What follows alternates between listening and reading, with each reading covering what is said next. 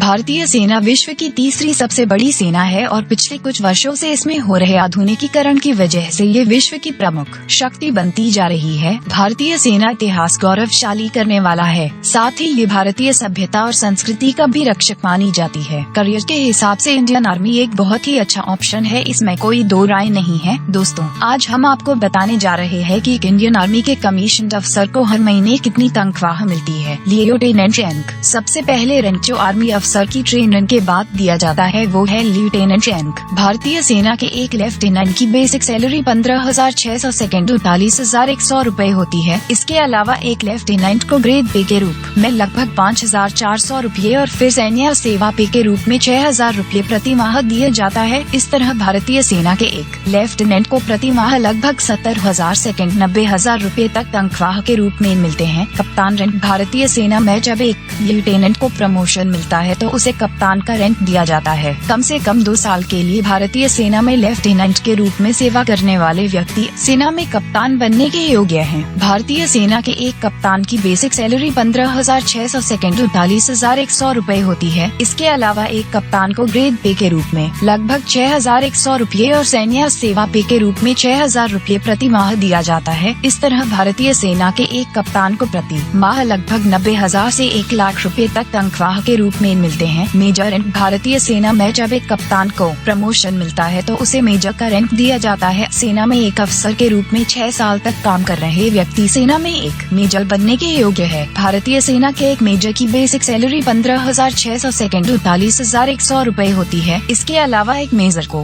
Grade pay के रूप में लगभग 6,600 रूपए और सैन्य सेवा पे के रूप में 6,000 रूपए प्रति माह दिया जाता है। इस तरह भारतीय सेना के एक मेजर को प्रति माह लगभग 1 लाख रूपए से ऊपर तक तनख्वाह के रूप में मिलते हैं। Colonel rank. भारतीय सेना में जब एक कप्तान को प्रमोशन मिलता है तो उसे कर्नल का रैंक दिया जाता है। जिस व्यक्ति ने भारतीय सेना में 13 साल की सेवा की है वह कर्नल बनने के योग्य है। भारतीय सेना के एक कर्नल की बेसिक सैलरी 37,400 से 67,000 रूपए होती है। इसके अलावा एक कर्नल को ग्रेड पे के रूप में लगभग 8,700 रूपए और सैन्य सेवा पे के रूप में 6,000 रूपए प्रति माह दिया जाता है। इस तरह भारतीय सेना के एक कर्नल को प्रति माह लगभग 1.25 लाख से 1.5 लाख रूपए तक तनख्वाह के रूप में मिलते हैं। Brigadier rank. भारतीय सेना में जब एक कर्नल को प्रमोशन मिलता है तो उसे ब्रिगेडियर का रैंक दिया जाता है। ब्रिगेडियर के पद पर पहुंचने का मतलब है कि आपने अपने देश को लंबे समय तक काम किया है। भारतीय सेना के एक ब्रिगेडियर की बेसिक सैलरी 37,400 से 67,000 रूपए होती है। इसके अलावा एक ब्रिगेडियर को ग्रेड पे के रूप में लगभग 8,900 रूपए और सैन्य सेवा पे के रूप में 6,000 रूपए प्रति माह दिया जाता है। इस तरह भारतीय सेना के एक ब्रिगेडियर को प्रति माह लगभग 1.5 लाख से 2 लाख रूपए तक तनख्वाह के रूप में मिलते हैं। General rank. भारतीय सेना में जब एक